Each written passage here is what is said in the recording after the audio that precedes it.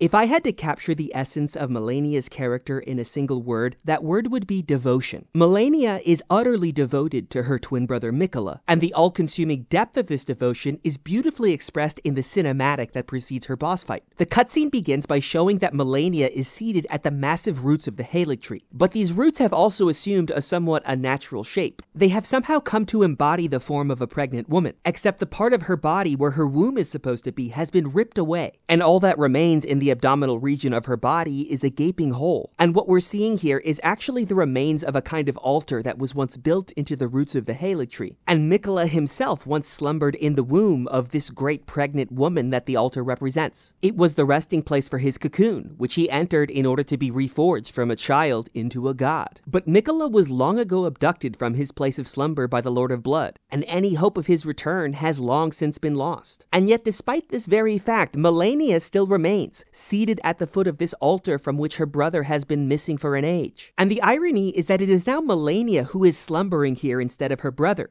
or at least that's what we discover as the player when we enter her chamber. She is sleeping in her seat as her unconscious body locks itself in an embrace of her brother's altar. And she seems to be slumbering primarily because of the scarlet rot that still lives within her body. For during the Wars of the Shattering, Malenia released the power of the rot to defeat Radahn, and now she sleeps in order to reclaim the strength that she will need to wrest control of her body back from its influence. And when you, the player, enter her chamber, you assume the role of the one who awakens her from this seemingly infinite slumber. And as Malenia stirs, her dialogue suggests that she is groggy, and that her mind is in that delicate liminal space just after one awakens, where the dream that you were only just dreaming still feels as real as any waking reality. And Malenia begins to narrate this dream. And as she does, it becomes clear that her dream was really a recreation of her past, of a time when she still believed that she had the power to return Miquella to her home in the Haligtree. She recounts her experience in the War of the Shattering and the endless slaughter that she undertook. She speaks of corpse after corpse that she left in her wake as she awaited the return of her beloved Miquella. But Miquella never returned, and so Malenia continued to dream for the span of an age. And this is what I meant when I said at the beginning of this video that Malenia's character is defined by her devotion to Miquella. This devotion is expressed by the condition in which we find her at the base of the Haligtree when we enter her chamber. She has given the whole of her being, both body and soul, to her brother Miquella, and that is why her slumbering body physically embraces the altar of Miquella's absence, and her slumbering soul dreams up a fantasy in which this very same altar might yet once more be filled with his divine radiance when he is reborn into a god.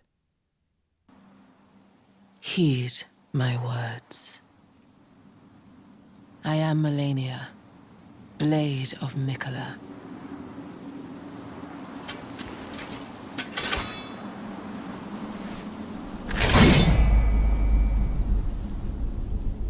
And I have never known defeat.